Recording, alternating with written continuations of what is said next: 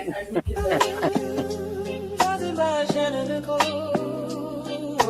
culture meets context.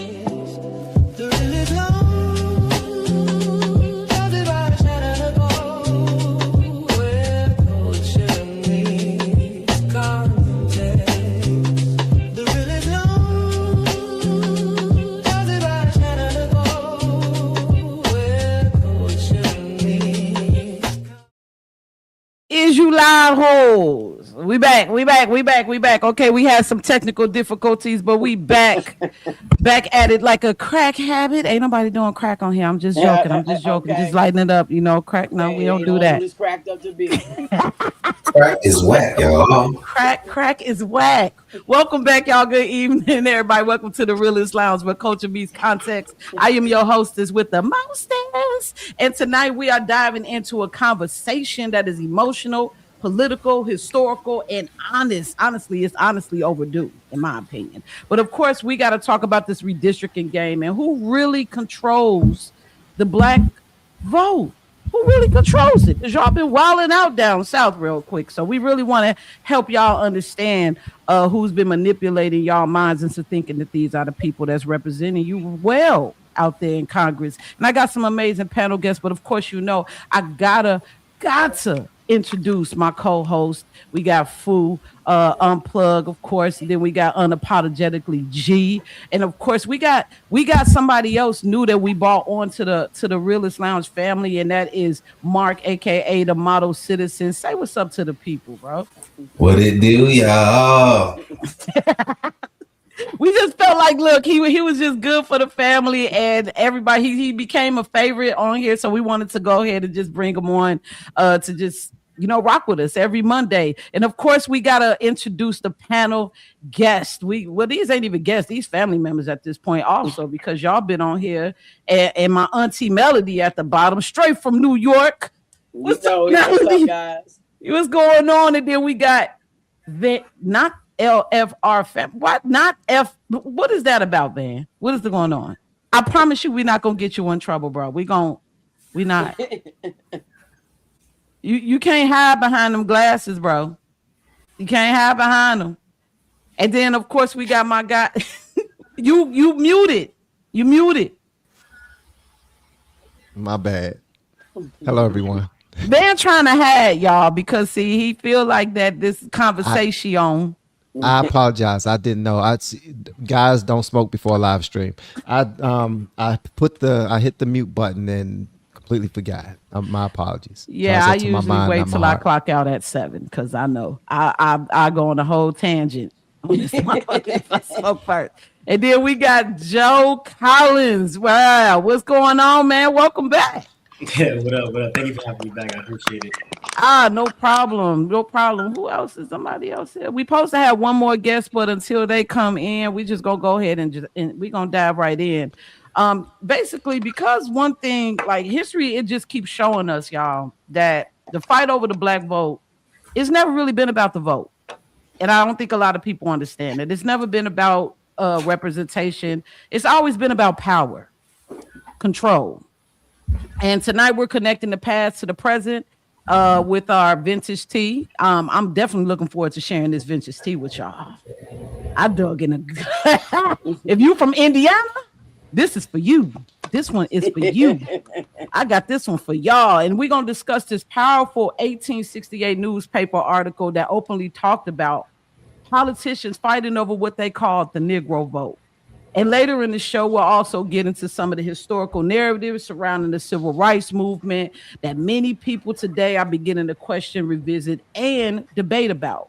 But first, we want to go ahead and introduce the one and the only time, which is fresh off the press. That's when our amazing co-hosts actually bring something to the table that they feel that our people need to hear about. I'm gonna start with you, Fool, and then we're gonna go around. So what you got? What you see this week that you think that our listeners need to be aware of? I actually saw it when I was on my way home. That Vanguard, which is worth $12 trillion, left New York for Dallas, Texas. So basically, You got all this Mondami hype and whatever. You got Kathy Hochul talking all greasy, and they need to come back. $12 trillion. New York's supposed to be the financial hub. They're gone. Dallas, Texas, straight up bounced. Wow. Why do you think that is? Why do you think they went to Texas? I'm gonna let Joe say something. Oh, Joe okay. Joe already knew what was up. Joe, go ahead, my man. Go ahead. They got to bring it home. They got to bring it home. I think one of the biggest reasons is when you have a lot of Democrats and they propose these plans, and the plans talk about increasing the quality of life for people and giving people free things. That stuff is really not free. There's only so many people that are rich that you can tax before the rich people leave, and then the taxes go to the middle class, and then they start lowering the threshold for the people that they're going to tax.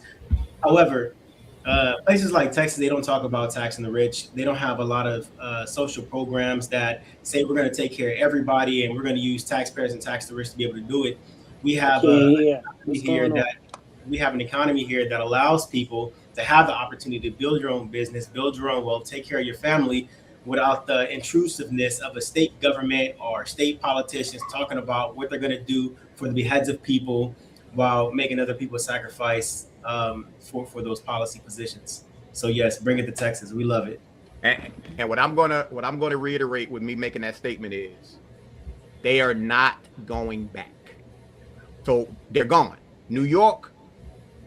We grew up watching Batman. We always knew we heard about Gotham City. That's New York. New York is about to turn into that because the wealth is gone. There's no leaving. The wealth is gone. That was like the nail in the coffin. So we about to see what's up, and they want to make up fabrications about Mondami balancing budgets and all that. Go ahead, balance that one. Get them back. Gotham City for the ghetto. It's gonna be Gotham City. Melody, you gonna be all right. You know that's your city right there, man. What's going on out there? I think she left real fast. She'll be back. All right. Well, that's interesting to know. Not a fan of Vanguard, many reasons, but they necessary. Our government likes them. The Federal Reserve looks at them as their sugar daddy. So therefore, they ain't going nowhere no time soon. Hopefully it will breathe life into Texas and they don't, try to come there. And I see your face, Mark. I see you down below me. What you got to say? That's where you at right now. How you feel about that? They say all money ain't good money, but no money ain't good. I'll leave it at that. This is true.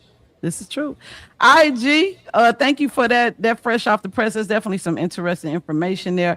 What you got going on, G? What you see? I know you saw something that you feel like the people need to be aware of.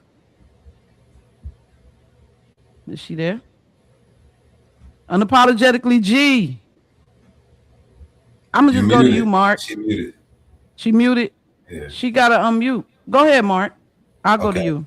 Well, I guess the news that I saw was the saga of Dr. Cheyenne Bryant, or should I say the artist formerly known as Dr. Cheyenne Bryant. And how many people are going to continue to get away with grifting the Black community and milking us of resources? I mean, how many times are we going to continue to fall for the banana in the tailpipe? Like, we was breaking down doors, defending this woman.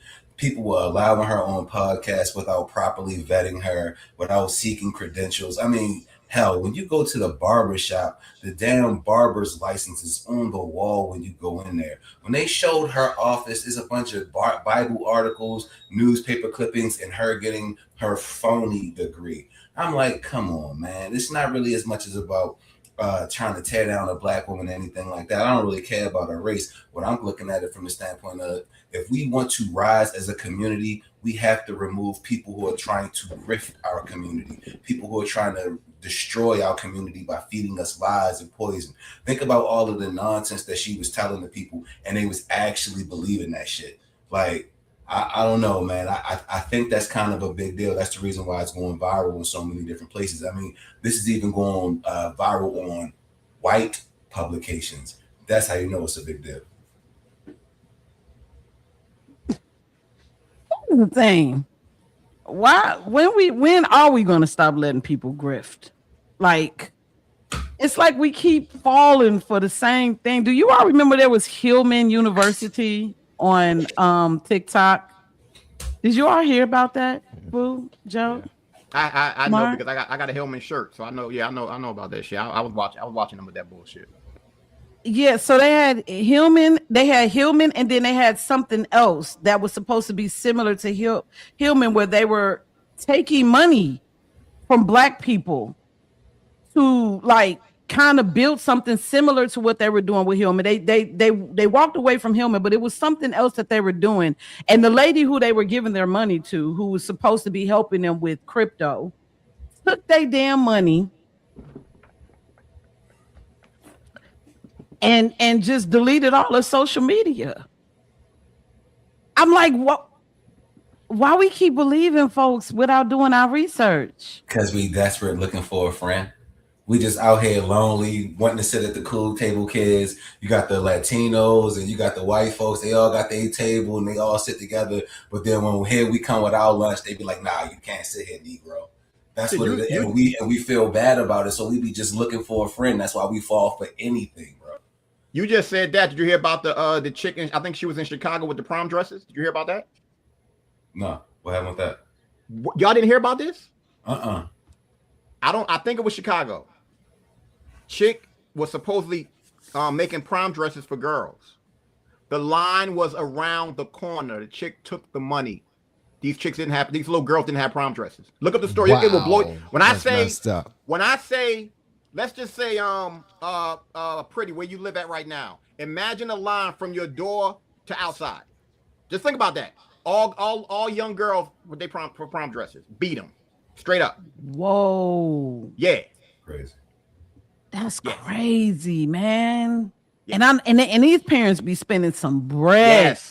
Yes. They be spending bread on prom is like the pre-wedding nowadays. Like they be spending bread. That sucks. Look at Dr. Umar. He one of the biggest grifters of the community. How long he been trying to open this damn school? And how many people continue to donate to it? Hey, listen, man. He got the school, okay? He got it. When it's gonna get open? May not have no students. The AC might not work. Amongst everything else, but he got the goddamn school. Okay, listen, leave it exists. It's just not operational. Man, Umar Johnson would be better off opening up a rib shack, strip club / comedy show before he opened up that damn school. Ain't nobody entertaining if you ever just listen to him speak. I mean, he's very entertaining, and I hate that for him. He needs to be a comedian. Dr. Umar should be. I'm dead serious. He should be a comedian, hands down. Yeah. Any man that calls his little head the Shango stick should definitely get a check for comedy. The Shango stick. Shango stick. G, you with us?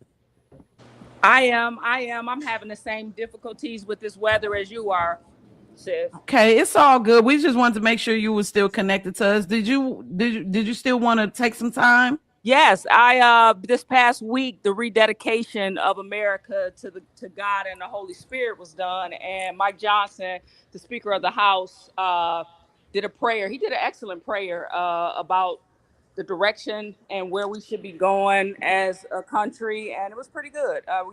It's a whole lot of celebrations happening for 250-year anniversary, and I believe that was a kickoff of it.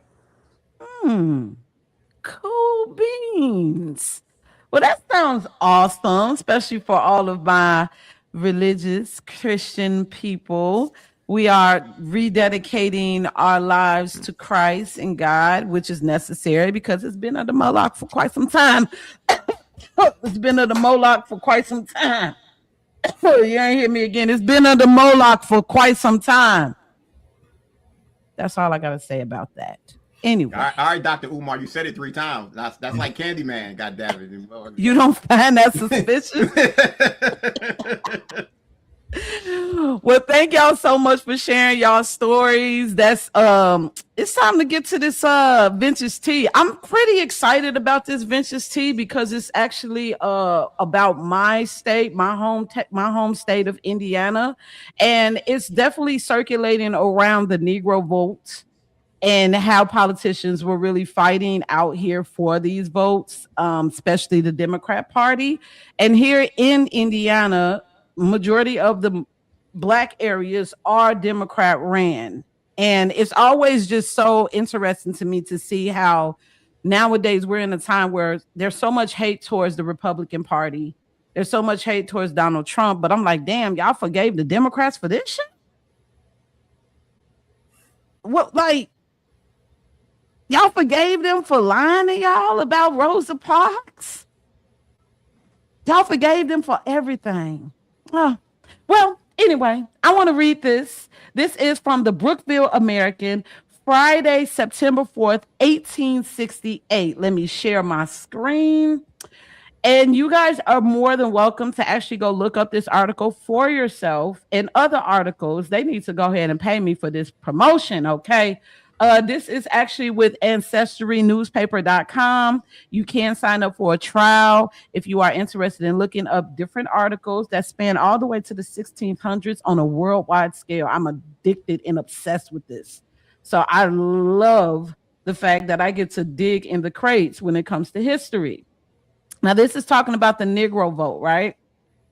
It's in all Democratic demonstrations that have been made in the state during the pending campaign, the anti-nigger idea has been paraded. Let me give y'all a disclaimer. It's going to be some language. This is the newspaper, y'all. This is the newspaper. This is what how they used to talk back in the day. All right. It says the anti-nigger idea has been paraded with as much prominence as in the olden time. Their speakers have vied with each other in hurling the bitterness invictions upon the heads of the colored race. Hendricks, in his 8th of January speech, gave the keynote in a low vowel and demagogue. They just be making up words in this motherfucker. I'm sorry, y'all. But it says that if it had any meaning at all, it was simply a yell for nigger extermination. Other speakers, from Voorhees down to Dittermore, have taken up the strain and rung all the changes on the old theme of democratic hatred of the nigger. Torchlight processions have been radiant with mottos illustrative of democratic fear of Negro equality. So they were scared that there was going to be any type of equality amongst the Negro race. Mind you, around this time, Negroes were voting Republican in record numbers. There was also several areas around the country that actually had a lot of Negroes in political positions, and especially in Congress. You know, the Republican Party is the first party that allowed Black people to even be in Congress, especially up here in the Midwest. It says that the banners and transparencies innumerable have shown how low and bestial a democratic human being can be when gorged to the desperation by the haunting nightmare of nigger equality. In all this, the democracy of Indiana have strangely ignored the fact that the party hopes to carry the presidential election by Negro votes. Neither their speakers nor their papers are trying to educate down to nigger extermination. Their friends in the rebel states, which is down south, are most assiduously courting the Negro vote, and that their leaders in that section, the men who were more prominent in the New York Convention, are busily engaged in organizing colored conservative clubs. And in doing all that can be done by any and every possible means to secure the cooperation of the Negroes in their campaign, nor is it likely that their efforts will be entirely unsuccessful. So they were already planning on figuring out a way of kind of, switching over to conservative values in order to get the Negro vote.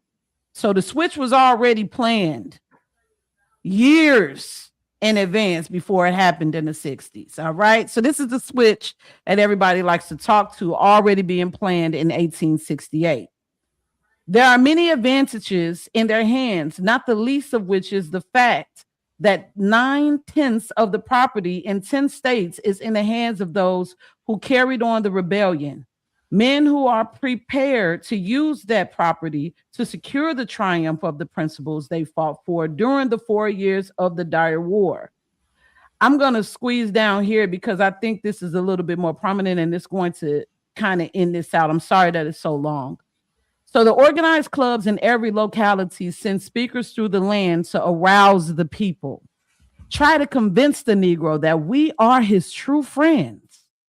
But if he will not be convinced and is still joined to his idols, convince him at least that he must look to idols whom he serves as his gods to feed and clothe him.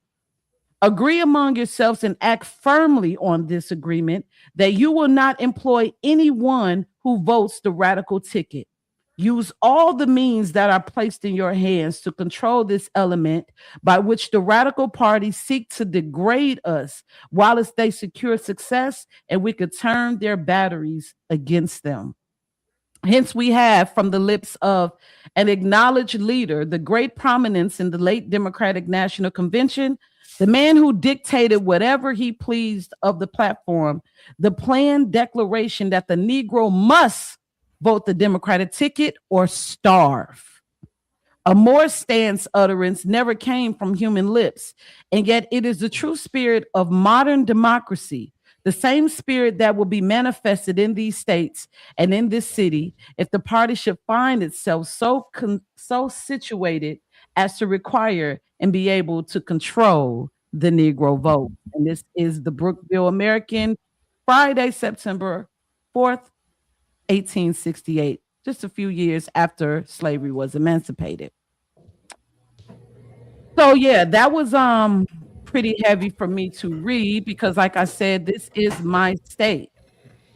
And here in Indianapolis, in black neighborhoods, like here in Indiana, like Gary, East Chicago, these areas mainly vote Democrat and they are shitball as we sit here today. Anybody got anything to say about this article before we dive right in? Go ahead, Mark. Yep. I think that one of the worst things that you can be in life is a black Democrat. Why is that? If you want to call yourself a Republican, cool. You want to say you're independent, cool. If you want to say you don't affiliate with nothing, cool. But to say that you're a black Democrat, that's wild to me because these people, since the inception of the party, have been trying to destroy us. From word go. It was created to keep us enslaved, to keep us under their thumb, to keep us controlled. And then once they had no use for us, to exterminate us. You just heard what he said in the article, the one of the worst. He had a nightmare of nigger equality. That was a nightmare for him. A nightmare. Think about that. A nightmare. He's saying that gave him a night terror. He woke up in sweats in the middle of his night thinking about the idea that black people would be equal with him. I'm just saying, bro, these are the same people who from word go have been trying to destroy you. They just keep changing the form because no matter what, black people have been resilient throughout time and have been able to overcome all of these obstacles that they continue to put in our place to try to destroy us. But now they finally got us. Lyndon B. Johnson, he was the one. He said, I'll have these niggers voting Democrat for the next 200 years. Now we, what 60 years in? Our neighborhoods are shit. Fathers have left the community. Everybody is dependent on welfare, free goods, this, that, and the third. We live in what I like to call the baby mama era. You think this shit was by coincidence? They've been planning this shit for years. And y'all keep falling right in line for it every time. And then you want to sit up there and get upset. Oh, I can't believe the Republicans. They're so racist. They're so... Are you shitting me? Are you shitting me? Yeah. Yeah, that's heavy.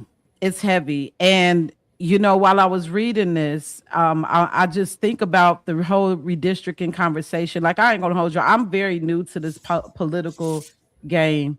I didn't really get deep into it until I saw that I was being called Coon and Uncle Tom when I openly admitted that I was voting for Trump. I was just like, shit, I thought this was America. I thought I could vote for whoever I wanted to vote for and still be okay. But apparently not. Because I'm like, God, y'all hate Trump this much? Y'all really hate this man this much? Y'all hate Trump more than y'all are. I don't know. They hate, But more, it's they hate just Trump more than they hate the interesting. devil. You said what, Mark? They hate Trump more than they hate the devil.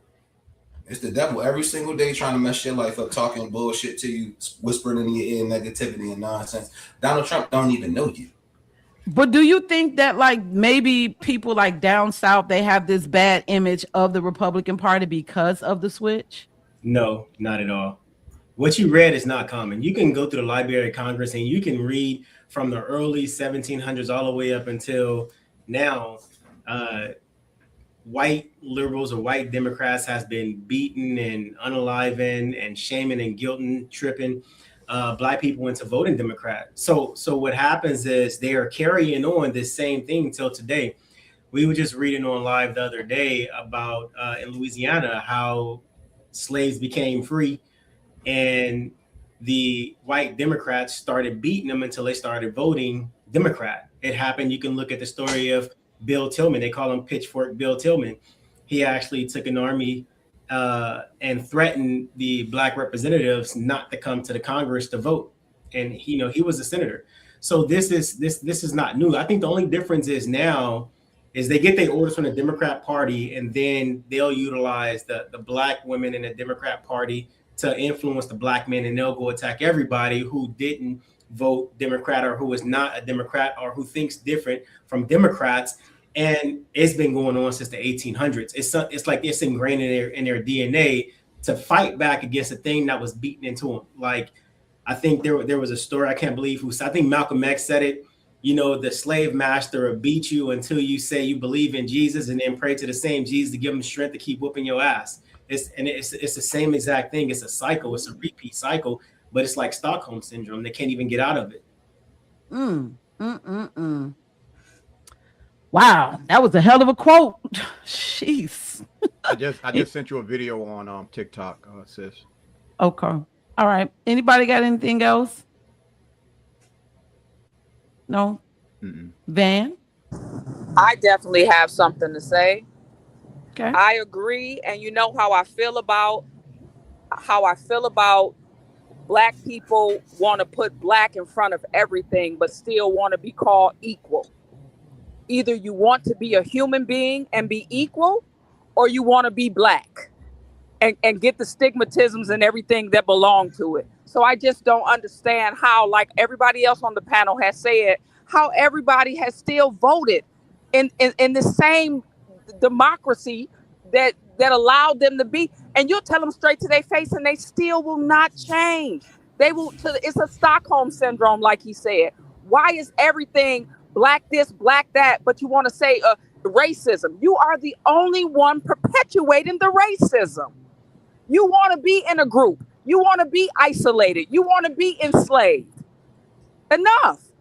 Make up your mind. It's double-minded in all its ways. They love the Bible, but they so damn don't want to read it. Can I ask y'all a question real quick? Based on what she just said, who was the person that said Jim Crow 2.0 first? Please tell me. Hillary Clinton? Chuck Schumer. No, Chuck. What? So I want you to think about this. I want you to hear, based on what Tiffany just said, you got us perpetuating this, that, whatever. When the SAVE Act was introduced, Chuck Schumer was the one that said Jim Crow 2.0. It wasn't a Black person. It was Chuck Schumer. What? This is the Twilight Zone, y'all. It was Hillary Clinton who told all of the Democrats to hate Donald Trump. Before that, he was a staple in the Black community, entertainment industry as well. Who was? You said Donald Trump? Hillary Clinton told everybody to hate Donald Trump. And I didn't. And you know what was crazy is I didn't understand why there was so much hate on Trump, because I was just like, wait a minute, like this was somebody that I grew up and America loved him. You know what I mean? Being in movies, TV shows, the Princes, hell, when I lived in East Chicago, he bought the boats to Gary, Indiana. You know what I'm saying? And folks was working there, and all of a sudden, years later, he's running for president, and that was just he's evil, he's racist, he's this, he's that, he's this, he's that. And I was so conflicted the first time that he ran. I didn't vote. I didn't vote for him or Hillary because I sure didn't trust her ass. And I needed to see this thing out. And I paid attention to how he ran the country through his presidency the first time. And I liked it. I liked what he was doing. I like that I was seeing so many brothers get on. I was getting good jobs at that time, and it could have been possibly just me, but I never thought I was gonna be working for Apple. I was a waitress for years, and I was getting good ass jobs. Flew out to Arizona, like seriously, I was getting blessed under Trump, and then it was just like, even when I was going through my little low point, I was still making it. Like jobs were so plentiful, like around that time. It was like when COVID came, I feel like that's when it kind of like stopped his motion.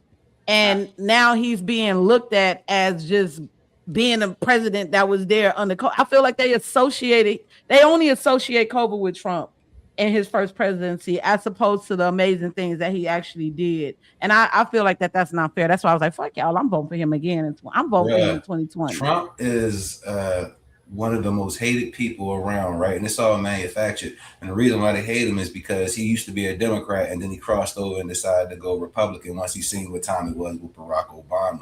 Once he seen Barack Obama wasn't who he said he was, that's when Trump was like, you know what, I got to do something because I see what type of bullshit they on. That's when he decided to hit him with the crossover. When he did, that's when all his friends who used to be his friends, Epstein, this, that, and the third, all of them people, the Clintons in particular, that's when now Trump is, we hate him, he's bad, he's a bigot, he's a racist, and the Democrats just count on you having amnesia and forgetting about the past. Like you can't go back and see footage of him with every single black athlete, every single entertainer, he was even on the 50 Cent and Tony Yayo show with DJ Who Kid. Like, why in the world would he be on G Unit Radio if he hated black people? I mean, I could think of a lot of places where a billionaire could be other than G Unit Radio, hanging out with a bunch of low niggas. This is facts. You have to also understand that you have somebody who disrupted their system. That's the whole, like, mind you, don't get it twisted. Anybody can get that tap on the shoulder. We understand that. We totally get it. So nobody's gonna say he's perfect. None of us will. But when you disrupt the system, it's different. It's the same way the powers that be fuck with Trump is the same way they got the dude that with the Megan Thee Stallion thing. What's that dude? Tory Lanez. When you disrupt the system, you're hated. Now, mind you, an independent artist, they don't like independent art. They didn't like independent artists before because it disrupts their system. They never want that. And what we have to understand, I mean, I know everybody in this panel get it, but people who's watching this, who always want to make everything political, understand, like George Carlin said, it's a big party and we're not invited. But they know how to have us fighting over bullshit. Stop it. Literally, they're not gonna stop it, bro. It's not gonna. No, they're not gonna stop that. But that's where the problem. That's where the problem lies. The problem lies is that, and y'all have heard me say this a million times. We agree on 80 to 85% of the same shit. The powers that be have mastered the art of having us fight over that 15-20, and that fight is what they perpetuate when it's not reality. And that's where we got to get past because they don't like the disruption. They don't want us to come together. It drives them crazy. The more people come together, the more scared they are. But now it's to the point the domino has been tipped and they can't fix that shit. It's over. It's done. I love it. That's why they want to get rid of the electoral college. That's why they want to add in states, because if the Democrats get power again, they're never going to let it go. I'm telling you right now, if the Democrats win power and they have the majority where they got the they're going to destroy the Supreme Court first and foremost. But if they got the presidency, the House, and the Senate, bro, it's a wrap. Freedom as you know it is gone. They trying to kill it right now. Kamala Harris is already telling you what the plan is. They going as far left as they can, and they justify what they're doing by saying we have to combat Trump in some kind of way. He's doing all of this, so we have to do this. We have to take your freedom away. This is exactly what they did in 9/11 with the Patriot Act, bro. The more things continue to happen that are natural disasters or fucking alien attacks, right? That's about to be the new thing. When you start seeing this weird shit happen, just know that it's planned and it's intentional, and they're doing this because these folks are diabolical. These same exact people who were Donald Trump's friends, all of them hang out with Donald Trump all the time, have now done what? They have filed charges on him. They've drummed up with all kind of collusion and lies about Russia. They've attempted on his life multiple times. This is how far the Democrat Party is willing to go. And if they willing to do that to a white billionaire, what you think they fitting to do to me and you? Man. Well, got a question for the panel. I want to know. First of all, let me say what's up to everybody that is listening, that's checking us out. I want to say what's up to everybody in the chat. Let's see who we got here. I see my girl Lynn. What's up, Lynn? At One Lord, One Son. What's happening? We got Wes the Irish Rider. What's going on, y'all? What's going on? We got Queen Vonti. Is that Grandma? Renetta, that's Grandma, ain't it? Fool? Renetta Russell? Renetta Russell. Ain't that Grandma? I think that is. We got Bodyssey Tracy. What's going on? Melanie has some issues. So she said that she's going to be listening. I'm sorry that you was having them issues, Auntie, but we still happy to have you here. We appreciate you for at least showing up. And yeah, we also got the Gracious Virtue. So welcome, everybody. Welcome. Let's go ahead and dive into a few of these questions that I got for the panel. So let me ask you a question. I'm going to start with you, Van. Do you think that race has been America's strongest political weapon or no? Race? Mm-hmm. Has that always been America's strongest political weapon? Has that been something that they've always used? Or do you believe I think it's been a strong leg of their weapon, which is power. I mean, their power is their weapon.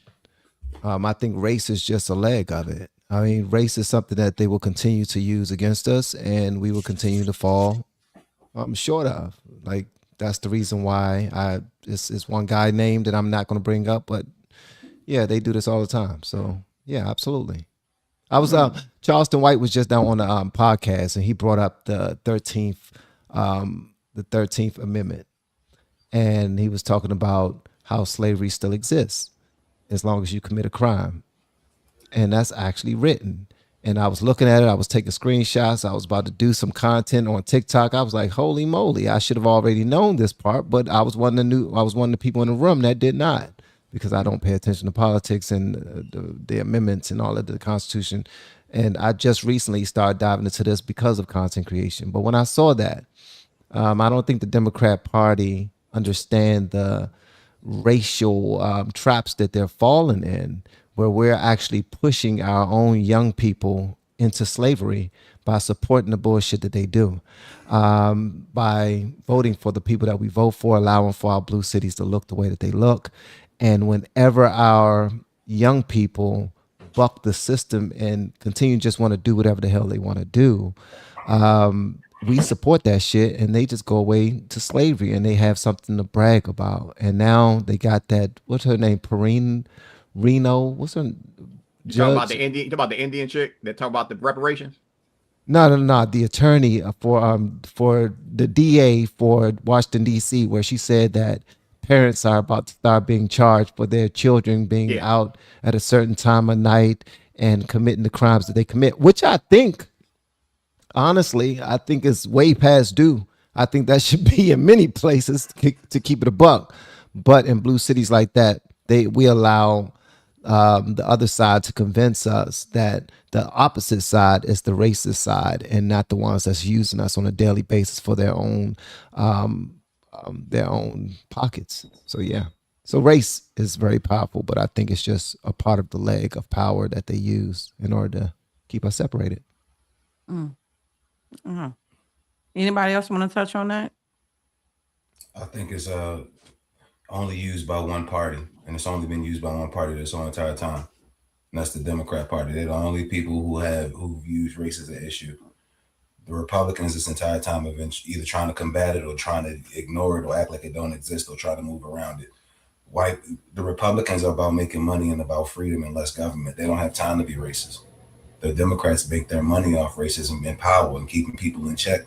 They think that it should be a two-tier society where it should be the class of them and then the worker class. And because the Democrat Party is the class of the poor people, they want to keep you poor. That's why they keep giving you all of these incentives to stay poor, like welfare and all of these housing programs and all of this Medicaid and all of this nonsense that you think that you need. But it's just, let me just tell you that it's free. And then you go on over there and you continue to suck the teat of the Democrat Party. And then you never actually grow up and develop any real skills to make anything happen or to cultivate your community. Meanwhile, everyone else around you continues to lap you. Yeah. Pretty, based on what he just said, if you could pull it up, can you play that video I sent you?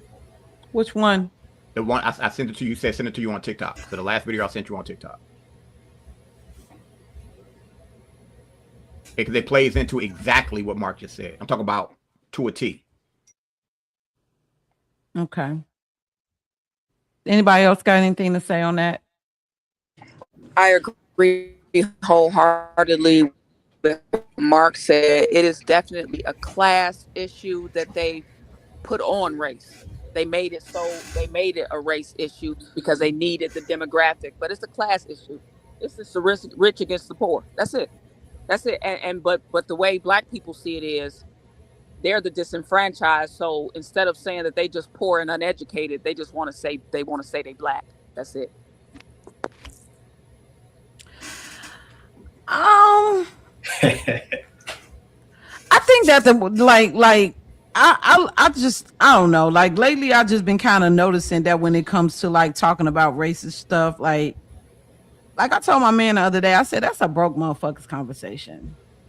Like only broke people can really sit here and focus on the fact that they don't have something because of their color. And then I think about like all of the opportunities that I was given, even as a semi-poor person. I got an opportunity to go to college for free because I was Black and lived in Indiana. I don't know about anyone else, but like I'm not understanding like how we still are here where we always have to make it seem as if we need to beg politicians to give us anything. Am I the only one that like feel like why are we begging y'all to do anything for us? I feel the same way. They work for us. Work for us. This is the part that it's like based on what you just said that it goes over their heads. They work for us. Period. It's more of a it's more of a education thing. Like race plays a factor, and of course, race is a poor man's game. Of course, we live in a system of America where it's not necessarily the rich versus poor, but we do have a classist system. Yeah. But education, I mean, like I've never heard a Democrat tell the truth about anything, not when it comes to race, not when it comes to society, not when it comes to how the government works, not even when it comes to redistricting, how they say they're ripping away the Black vote. This is not even the closest thing to truth. But they use the unintelligence of Americans, especially Black people, when it comes to emotional intelligence, to keep us in this circular pattern. And because we, like the majority of the Black community, it's like they want to feel a certain way. You know what I'm saying? Like they want to be the victims in every single situation, but they also want someone to make them feel good without taking action. I've noticed a lot of times, even when I ran for Congress, and we see a lot of people protest, they don't protest with like a ledger of things that they want. They protest, they hold the signs to make themselves feel good, and then they go home and brag about them protesting, and at the end of the day, nothing gets done. You know what I'm saying? But it's just it's unintelligence, and it's an emotional unintelligence. And even when I go to TikTok panels or Facebook panels, or even when I like debate on the news, I don't hear anybody make a logical debate around why is it so important that Black people vote Democrat, and is Black synonymous with being Democrat? Because a lot of people intertwine the two. They're taking away the Black vote by removing the Democrat. Well, now you have an opportunity to vote for Republican. Are you still Black, or did your race change? You know? Yeah. I agree. I feel that. Now, bro, is it the one from Facebook or the one on IG? I mean, on TikTok. It's the TikTok video. It's the one. It's the one that says the rich versus the poor. That one, the one with the blue. Okay. Letter. I play that one because it's not about what I'm saying. It's about what the conversation between those two brothers. It's perfect for what Mark said. Okay.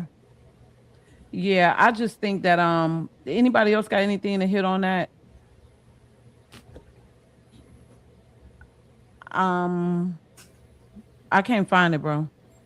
It's the last message I sent you on TikTok. Oh, the one with you? Yes, but I'm only on for a second. Then it goes right into the video. Okay. All right. Hold on 1 second. I don't know if any of y'all saw this, but the breakdown. This is what I love about logic. For me, talk about logic. There we go. Okay. So no. Grand Rising, everybody. I want y'all to pay very, very close attention to this.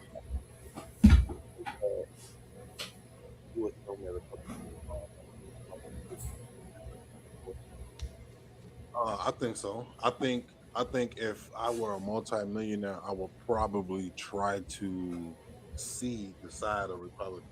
I don't know why. Like I said, it's just those stigmas. Let me ask you a follow-up question.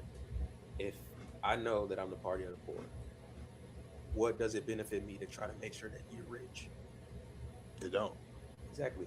And so my policies are going to align with that, keeping you poor. That's why you have systems like the welfare program, where you can't earn over a certain amount or you lose your benefits.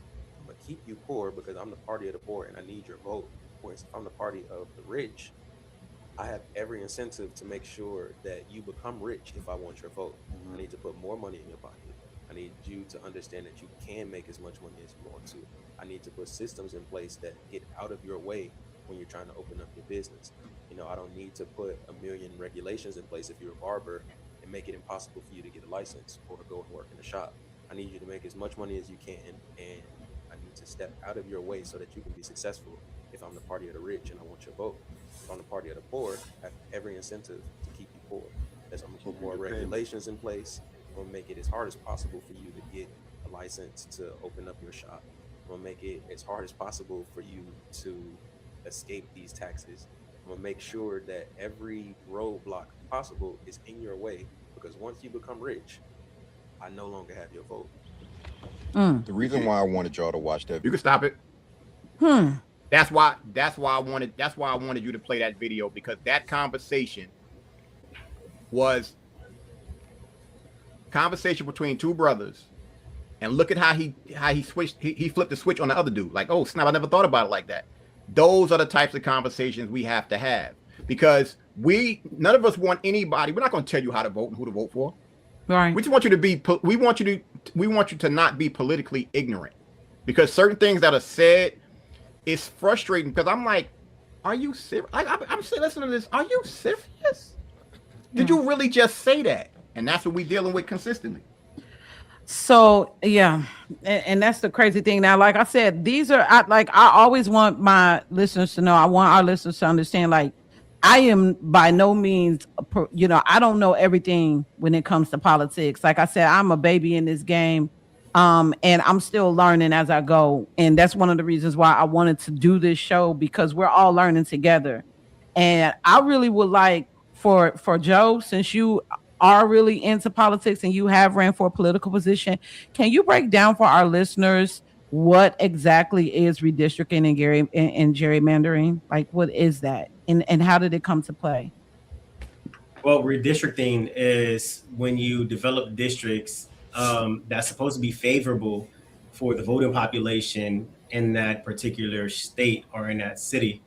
A lot of times when you redistrict, it used to be you redistrict because of the race. Back when, before we had affirmative action, and when Black people were still being discriminated against, because you needed that representation.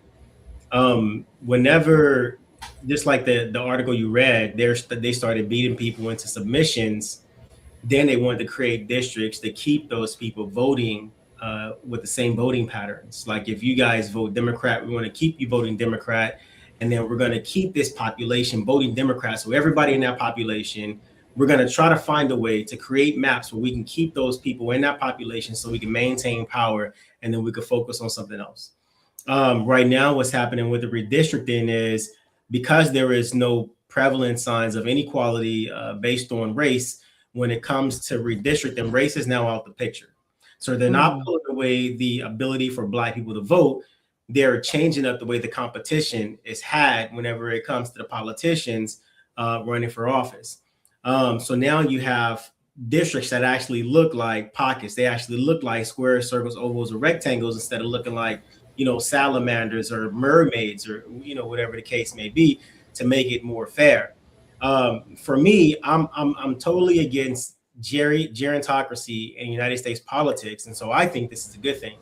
When I see a politician who has been in office for 20, 30, 40 years and they're complaining about being gerrymandered out of office, my first thought is not why they're being gerrymandered. My first thought is, why the hell somebody vote you in office, 20 years, 30 years, 40 years in a row, and you're still in politics? They need to be swapped out. And so I think this is a good opportunity to be able to remove some of these people from office by redistricting and forcing politicians to be able to compete for the vote.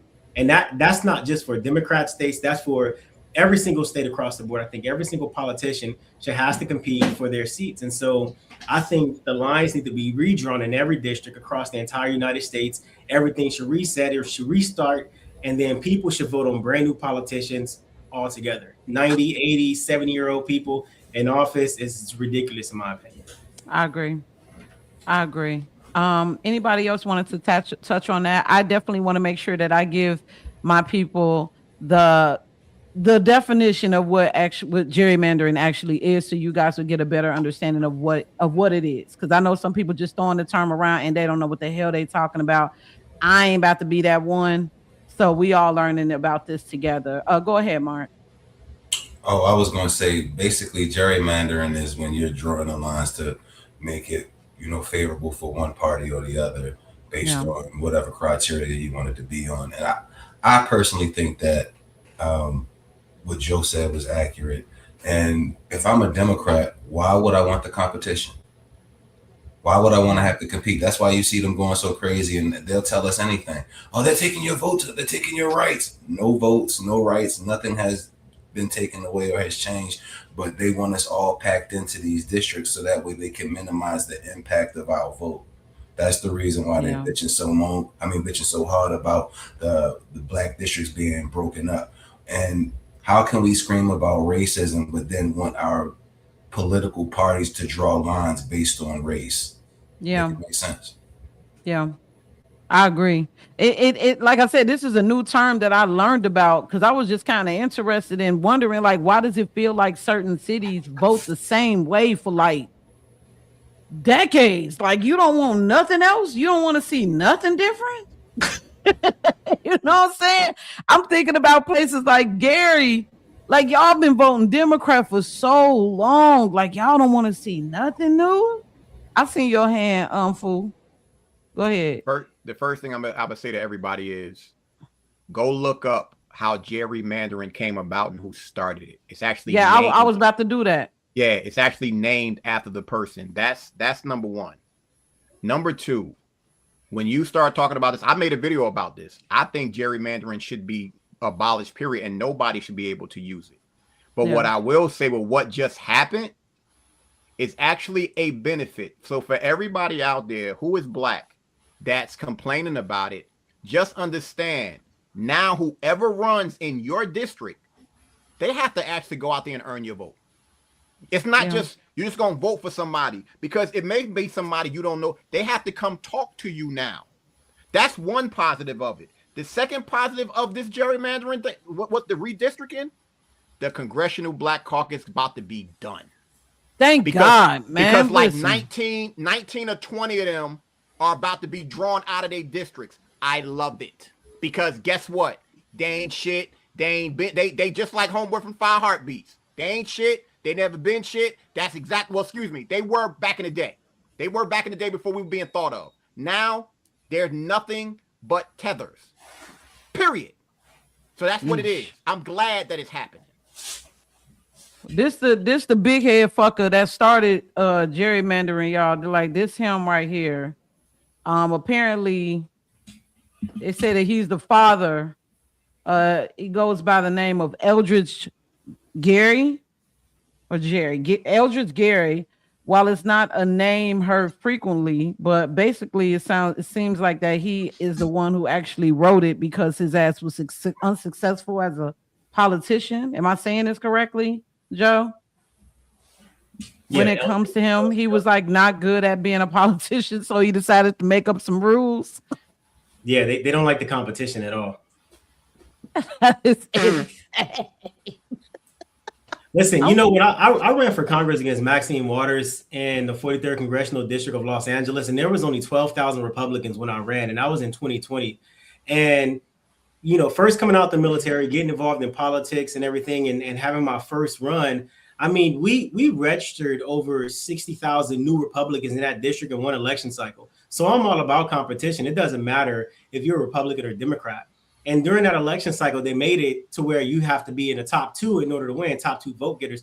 There was no top Republican or no top Democrat. If you didn't run, you automatically go to the general election. You actually have to compete. And I think everybody should have to compete. And I lost. And I think I got cheated because the number of votes Maxine Waters got, she has never gotten in the history of her term in Congress. All 47 years, she's never gotten that many votes before. However, everybody should have to compete for them votes. I don't think anybody should have to shoe and see. I agree. I just feel like that it should be the same thing that they do as far as like presidential campaigns. Like when it comes to the president, it's usually, unless they have a longer term, like they serve 8 years as opposed to 4. Like there should be a split, like there should be a break. Like, okay, if we got one Republican for 4 years, we should have a Democrat for 4 years and so forth, so on, unless they win again. So I just think that like it's very strange to me that people will continue to vote for the same party knowing that ain't shit getting better. If you know that ain't shit getting better, what's the whole point? And then it makes a whole lot of sense because it's like, okay, well, we know that Democrats hold the power in this specific district. So now what we're going to do, we know that black folks going to vote for us regardless. Like it don't matter what. We could call y'all the dumbest niggas who can't read or use the internet, and you still gonna vote. And they have. Man, there's a video. Every single election cycle. Black people don't know how to use computers. They can't get IDs. They don't know how to use fax machines. All type of shit. They do that every single election cycle. And then then if you notice, what they do is that's the first area that they dump illegal immigrants in. That is the first area that they're going to send them. So not only what's crazy is not only to live there, but to create businesses there where they won't even hire you to work at. There's a video. There's a video that you can go find of Nancy Pelosi saying we could put a D on this glass of water and they will vote for us. I saw it. You can go, that video was telling to me, and I'm like, oh, and that video, see, that's not, I gotta find it. I'm gonna make a video with that one too. That should be telling people something. My whole thing is vote however you want to, but vote, don't just vote blindly. Know who you're voting for and understand. Like, seriously, don't vote against somebody. Vote for somebody for a reason. And if there's nobody you believe in, write in your own name. Seriously, like I mean that. I agree with this. Shout out to David Weiss. Welcome. They keep the Libertarian Party off the debate stage on purpose. Why can't we ever have a Libertarian or an Independent like in position? Why does it always? That's a good question. Like, why does it always have to be Republican and Democrat? Joe can answer that. They don't never raise no money. That's why. It's not just about because you're running for office, you get to get on the debate stage. You have criteria you got to meet. In politics, the person who has the money has the support. If you're not getting no money, that means nobody supports your race. So why should you get attention? You have to buy media spots. You have to buy advertising spots. You have to buy people to work on your team. You can't just be Joe Schmo, broke as shit, and then try to run for office. It don't work. So that's why libertarians get left off the party. That's why independents get left off the party. You don't have no money unless you're a billionaire and you're funding your own campaign. Like the Bloomberg, like he did, then you can get on the stage. But if you broke, you're not getting on that stage at all. It's not gonna happen. Yeah, damn, that sucks too. I'm not gonna even hold you. Hold on, let me read this comment real fast. What's going on, Betsy? It says David Vice. Oh, it says when Perot started making a dent, the Republicans and Democrats got together to make it nearly impossible for a third party to win a presidential election. Let me tell you something.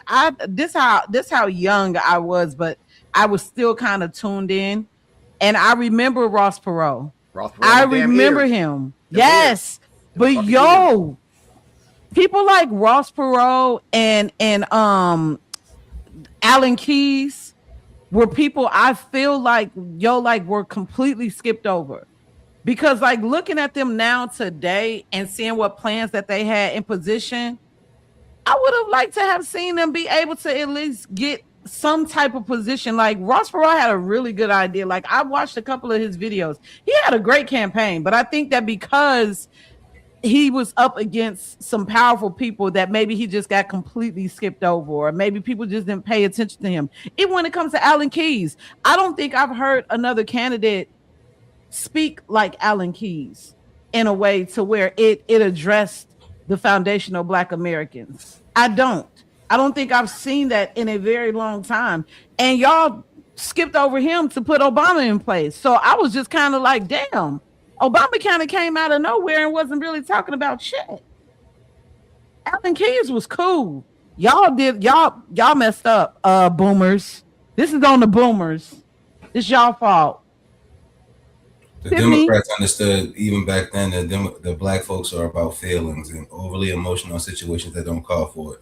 Once you figure out how to play on black folks' emotions, you can figure out how to control black folks.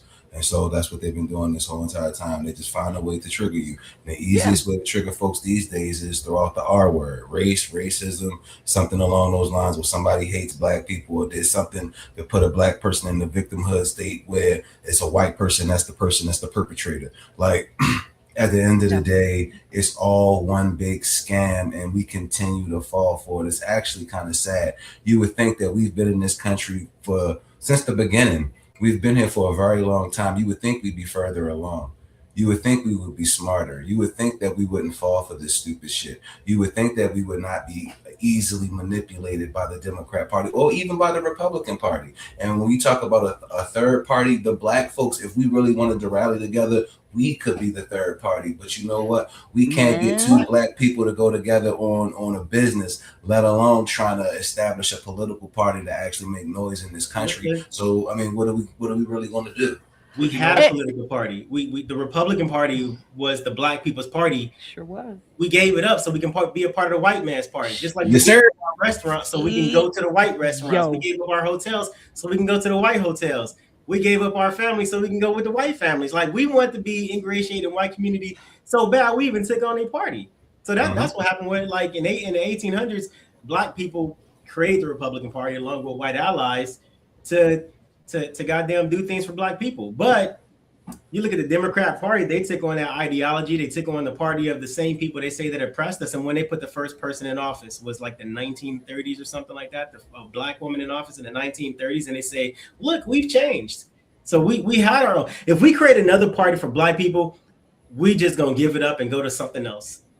And it's like they be playing mind games with us. Like and it's like y'all, that's how I know. I be thinking like, okay, are they under a spell? Because like, surely you seen this video and then you seen the video that he recently did and y'all don't have no questions. This the video I'm talking about. This is your fave, your black god, black people on the left that you love, Barack Obama talking about gerrymandering. And I want y'all to see the flip-flop that he actually does. Means citizens' voices are being diminished.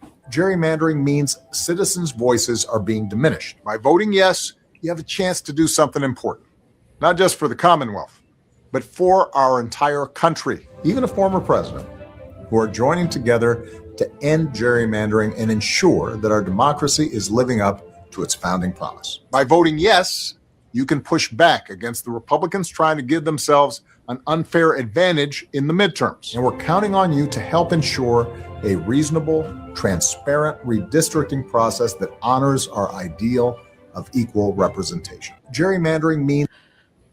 And here's another thing before we continue on with this conversation. He was not even president in 2020, so why are you even talking? Yeah, am I the only one that's just tired of seeing Barack Obama? He's the only president that's doing that. You know what he reminds me of? He reminds me of somebody who stole something from you, and then they be the ones that try to help you look for it. He the most popular person in the Democrat Party. Who else they gonna get to come out? Hillary Clinton? It's like he reminds me of somebody that been to your house. You invited them over, and they stole $20 off your dresser. And then when you like looking for it, they want to see, oh, well, let me help you find it. You know you stole the shit. But he's always around. And then they'll come back over and then they'll be like, hey, did you ever find it $20? You know what happened to Barack Obama? The same thing that they talked about in The Dark Knight. I believe it was Two-Face's character who said it. Either you die the hero or you live long enough to see yourself become the villain. And all I'm saying is Barack Obama and Michelle Obama looking like the bad guys in the movie right now. Mark, let me explain why what you just said is so poignant. If he would have stayed silent, all his dirty laundry wouldn't be aired out. Think about this. The more he stays out there, the more the stuff that he did that people think that he was so, everything's starting to come out. His legacy over time is going to be destroyed because the truth it keeps coming. That's the reason why everybody else be quiet. All former presidents are super, super quiet. You don't see them out there like that. They show up at a funeral. That's all. Nothing else.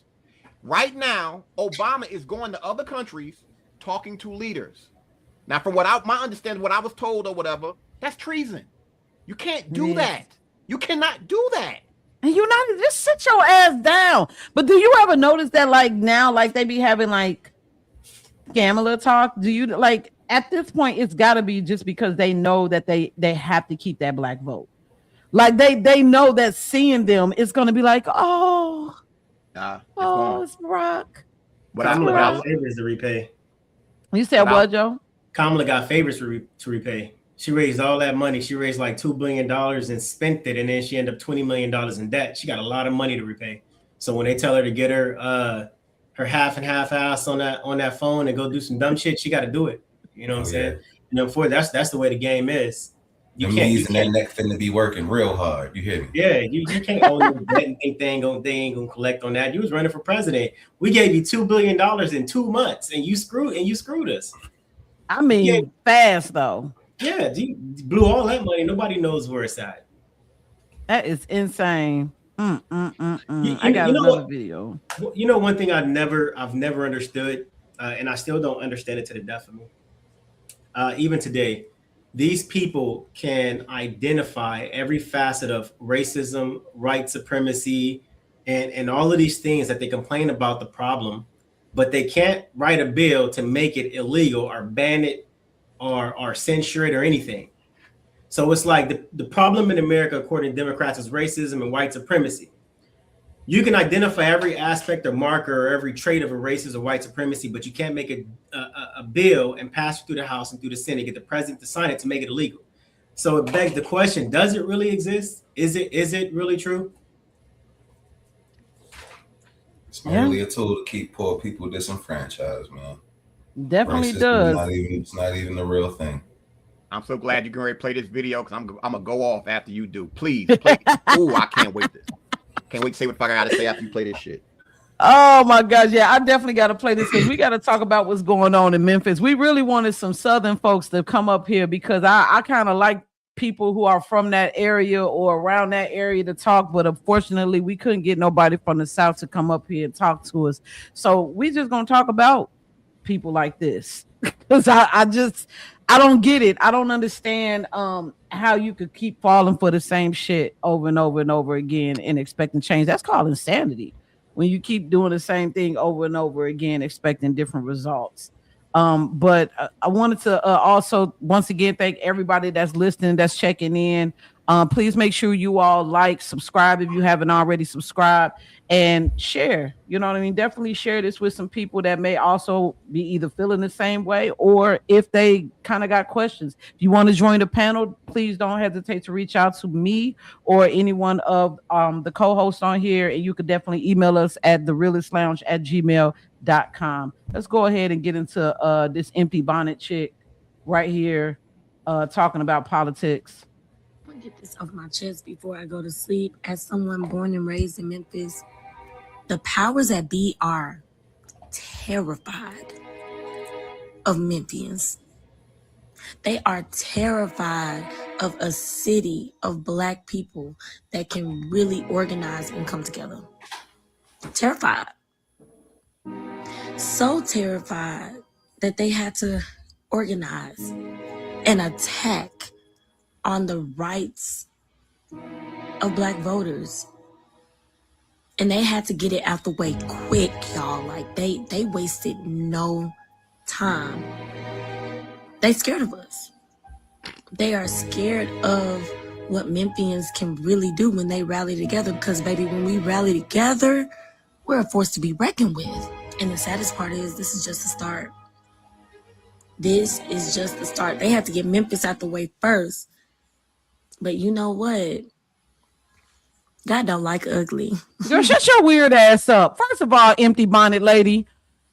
Yes, they are scared of Memphis. So much so that your mayor had to ask the president to send a National Guard down there. Yes, they are scared of Memphis. They scared that they're going to die when they go out there and visit. The crazy thing about it is that Memphis has been voting Democrat for a very, very long time. Very long time. But y'all don't really vote. The percentage of the people out there don't even vote at all. So I'm curious to know where you going with this. On top of that, y'all poverty rate sits at approximately 20.5% than the national average, and your average family of four is roughly making $31,000. That's you making McDonald's wages. So how is you vote? Go ahead, fool. Go ahead, fool. I'll let you have this because you're the one who gave me this damn video. I don't know why you want to get my blood pressure up like this with this shit. Frozen. Can y'all hear me? Can y'all hear me? Yes. Okay. This chick came on and said, when Memphians get together, they scared. Why don't y'all go out and vote? When it's Memphis tops when it comes to the murder rate, where y'all at when that happens? Then they want to talk about Black representation in Memphis. Y'all have had a Jewish rep for 19 years. 19 years. And you had a Black woman run against him 6 times. What the fuck? These people are so they kill me with this because they fall for the trap. But the thing I love about this right now is the hypocrisy is being shown full blast. What she said made no sense. Memphis has a population of 603,000 people. 603,000. Go look at the voter turnout in Memphis. Are you I think it's like 13%. Like, what are you talking about? Like between 11 and 13% is what I heard. Oh, that's my. So she's saying all of this. Once again, y'all always hear me preach the same thing. That woman that had that bonnet on, I bet you $1 to a donut. She ain't never been to a city council meeting, a school board meeting, or a county commission meeting in her life. She don't even know where the fucking building is. That's the problem that we deal with. Y'all wanna run with headlines and get mad and show your frustration, but you're not involved. That to me is a major issue because you come up here talking with that emotion, but you have no action. Going back to what Joe said, you got NBA players, namely the King, said he don't like playing in Memphis. Why they got this? LeBron James said this. But I like the music in Memphis. 8 Ball MJG. Memphis I used to love me some Priest Mafia. I ain't gonna hold Listen. That was a long time ago. Memphis got it when it comes to the music, when it comes to the barbecue, when it comes to the food. Y'all definitely got some good music, but voting. But I bet you one thing based on what you said. I bet you won't go to an outside barbecue in Memphis, though.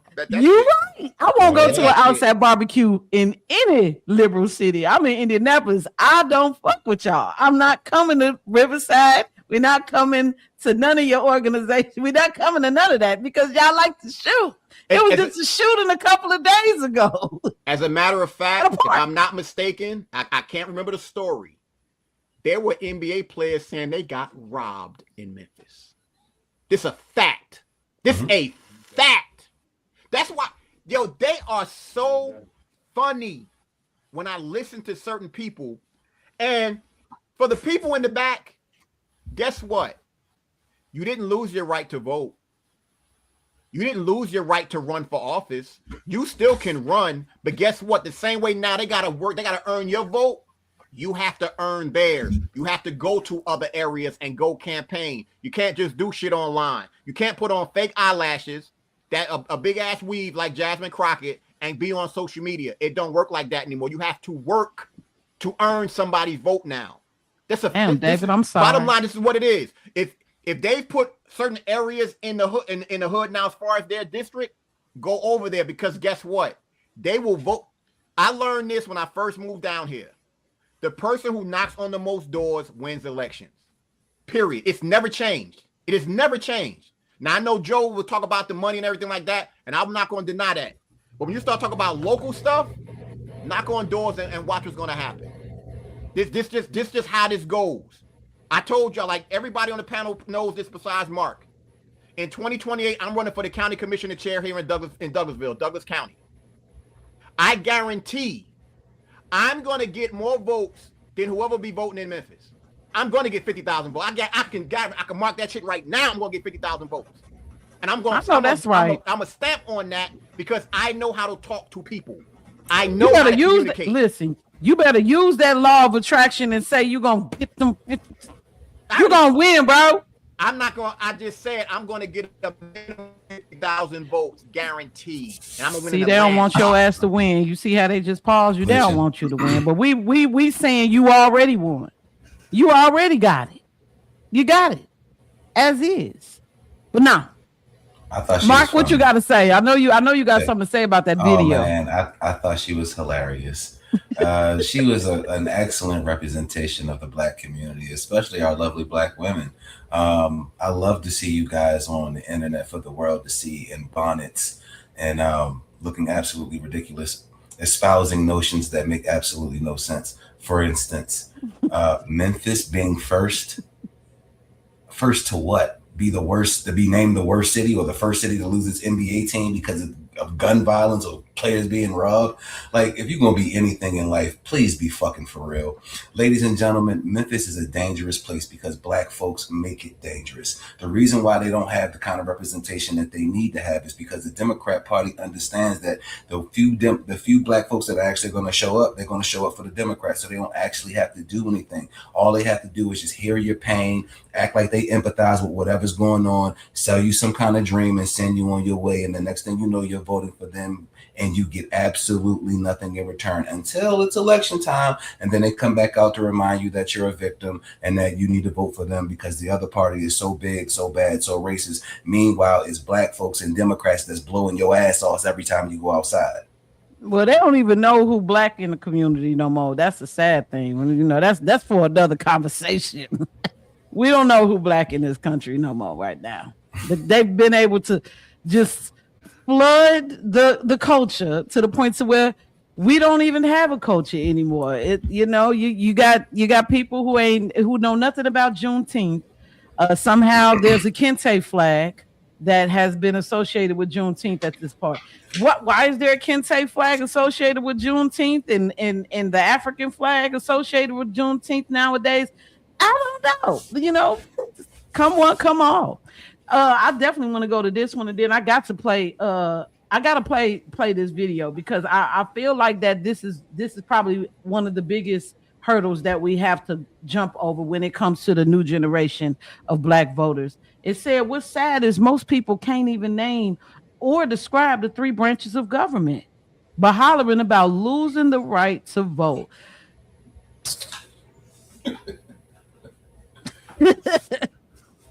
They probably can't even spell the names.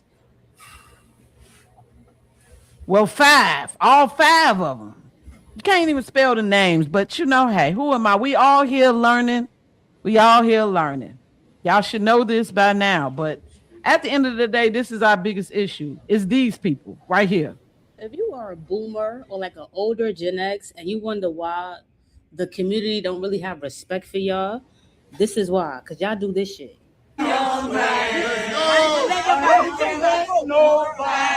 take my vote. Take my vote. Take my vote. I ain't gonna let nobody take my vote. I'm gonna keep on walking.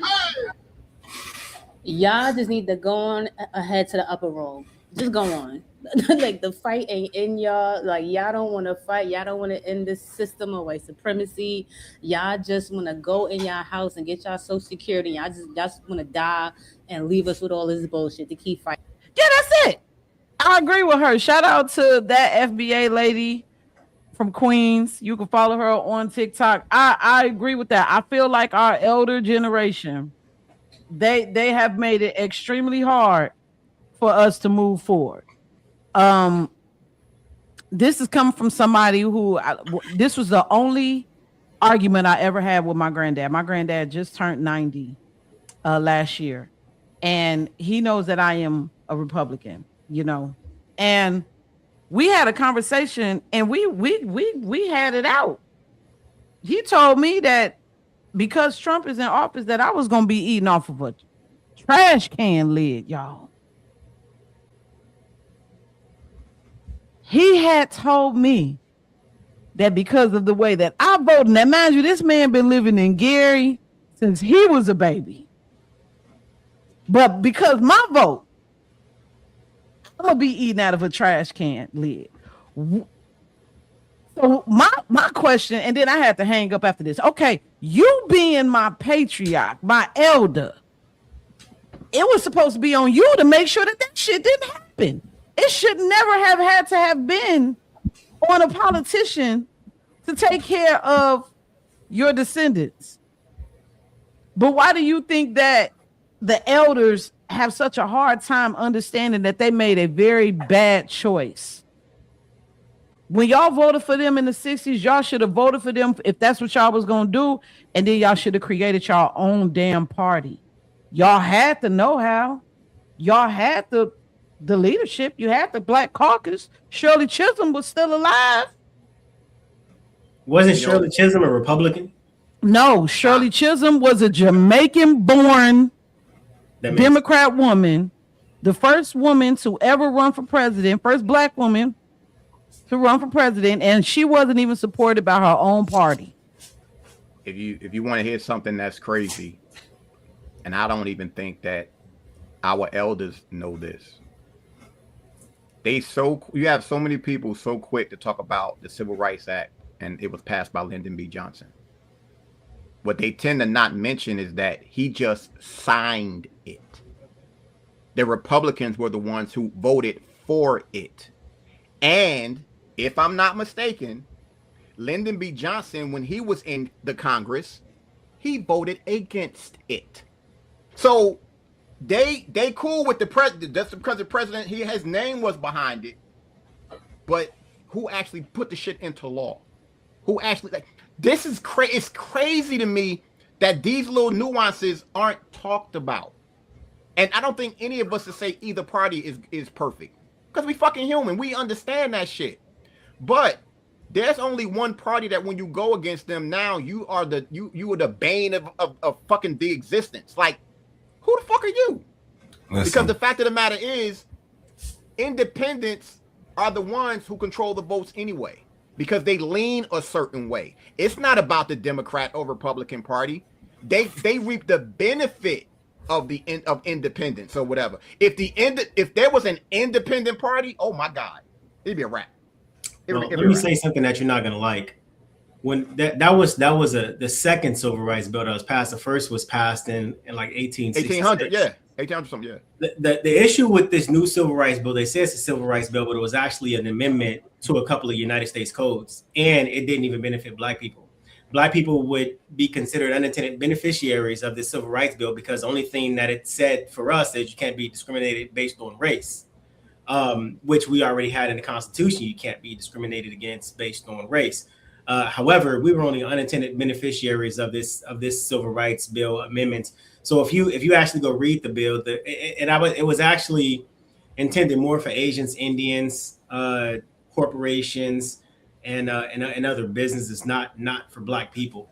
Even with Lyndon Johnson filibustering a couple of times and then passing it, saying that he's going to have niggas voting Democrat for the next 200 years.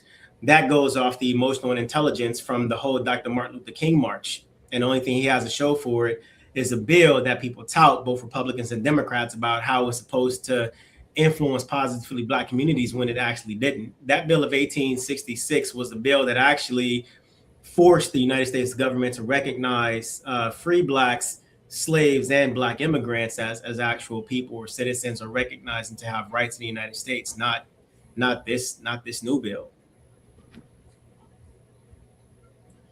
I think we've been held hostage by the ancestors long enough. These old Negro spiritual singing, slow-footed folks out here looking halfway like they dead, talking about, oh, we are overcome. Man, it's over for all of that. We don't want to hear it no more. We want solutions. I don't want to hear about your songs. I don't want to see you outside shaking your little sign, shaking your face, looking ridiculous. What are we going to do to actually enact change? All of these people sitting up there talking about the Republican Party so racist and all of this. These people have been so lost. Their mind has been so poisoned over decades of just mind control and just filling their heads with nonsense. Because how in the world can you vote for or align yourself with the exact same people who have sought to keep you enslaved since you were brought to this country? You know what's crazy is I was on a little wacky tobacco a couple nights ago, and I found myself watching. I'm always watching some shit, y'all. That's why I know a lot. I know a little bit about a lot of shit. And I was watching something on Gary, Indiana, my hometown, where I was born. And I always knew that Gary started off as just being mainly white. It was definitely nowhere near the way that it is right now. And I found it interesting that Gary, being 120 years old and literally as powerful as it was when it first started building it up, they had a large influx of Polish people. They were bringing so many immigrants to Gary, and everything was good until the Great Migration happened and Black folks started moving up there. And at first it was cool, but then Gary, Indiana has been voting Democrat for 70 years. You're only 120 years old, bro. So that means you've been voting Democrat damn near half about the time that you've been born. And you have not gotten better at all. It doesn't matter if it's a Black man in office. I think that there's only been one white politician that was actually there who was a mayor. All I'm saying is I can't tell you guys to vote how you want to vote. I'm just saying vote how you want to vote. I can't tell you who to vote for. Just try something new, y'all. Just try. If it don't work, at least you can say that you tried.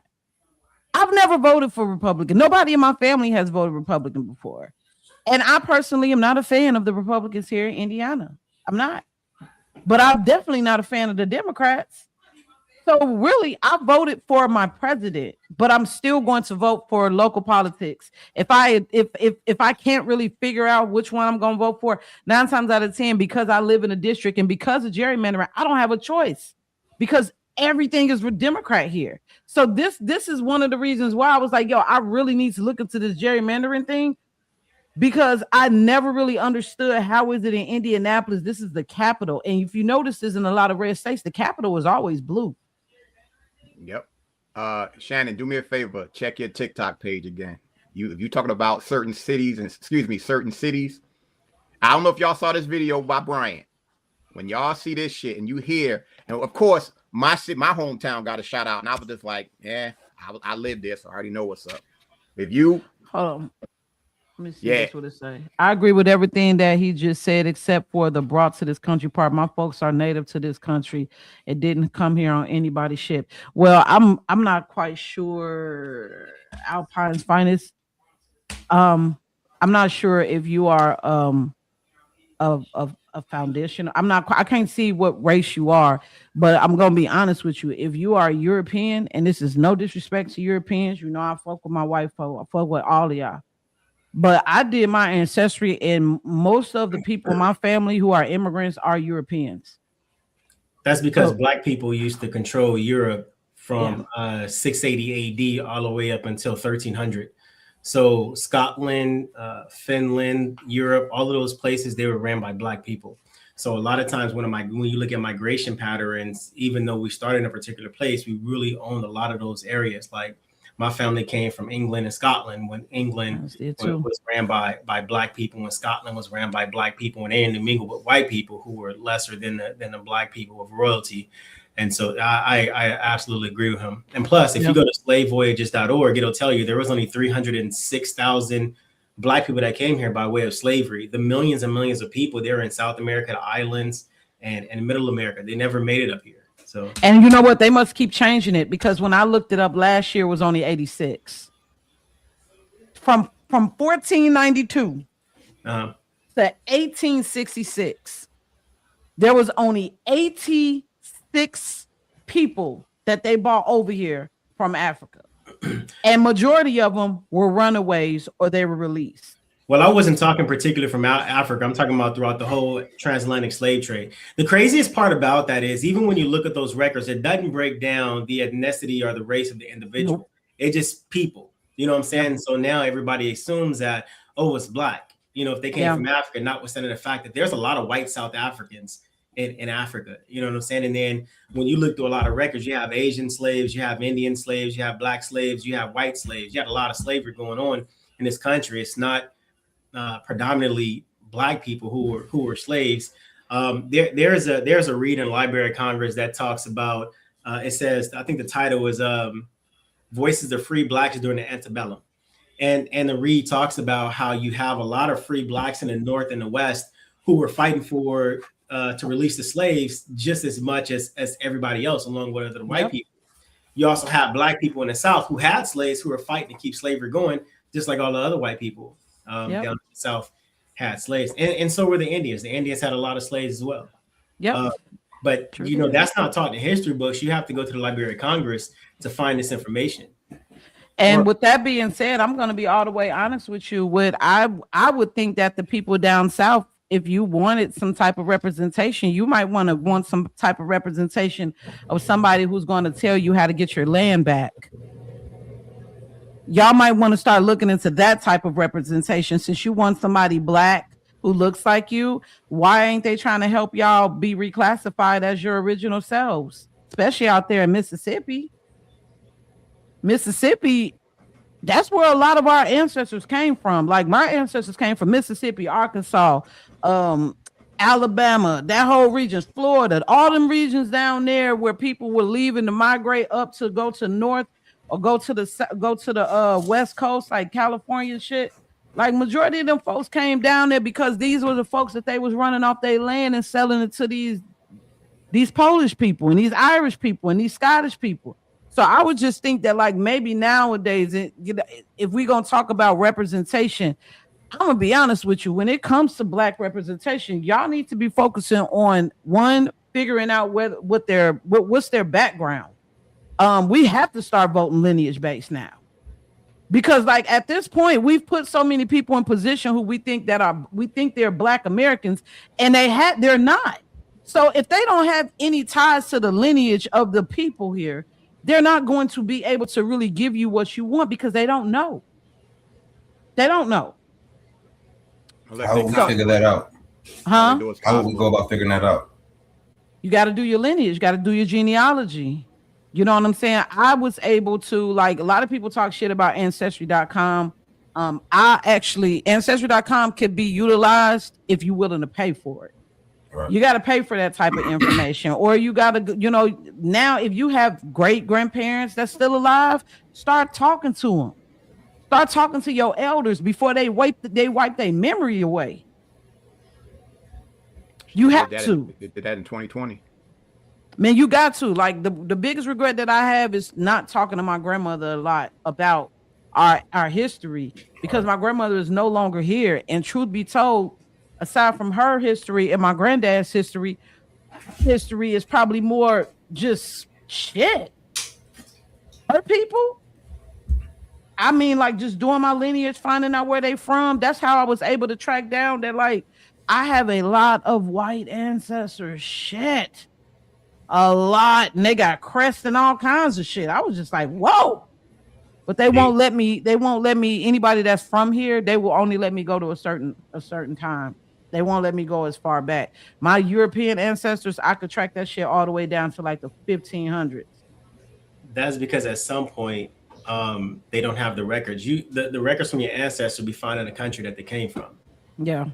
And then the country that they came from, once you, like, everybody uses ancestry as fact data. If you can trace it back and the birth certificates and the dates and everything matches up, and they will actually offer you another citizenship from the other country. Like we're getting ours from Scotland at the moment, because we traced ours back from Scotland to the United States. And then even with the land, now that situation is a little more tricky because you have to find all of the records. And these records for the land are actually in big vaults. And it's at the court. It's underneath the court buildings. And I've been to a couple of them out in Arkansas. And, they try to bury the record by filing claim after claim, D claim after D claim, but all of it's illegal. But you have to find all of the original record before you sign your quiet title to be able to go back and get your land. But then you fall into contract law because you got cities and counties and states and companies that are already on your land. So now you got to figure out what's the valuation of the land from the time they stole it from your ancestors up until now, and be able to create a land deed a land contract for them to be able to continue to operate on your land. It's a lot of shit. Yeah, it is.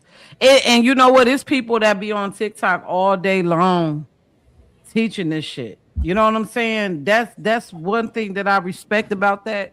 It be people on there all day long teaching about the shit, but you got to be willing, like people got to be willing to know you gonna pay for it. If you want that information, you gonna have to pay for it, and you gonna be digging. It's not gonna be something you find out in a couple of months or a year's time. It's years, yeah. It's gonna take years and some bread.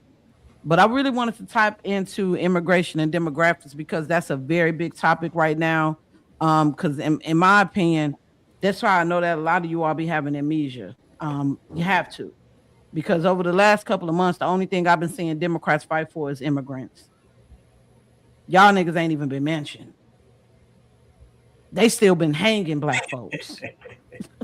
Like, I'm just saying. Like, am I wrong for saying that? Like the violence has continued to go crazy.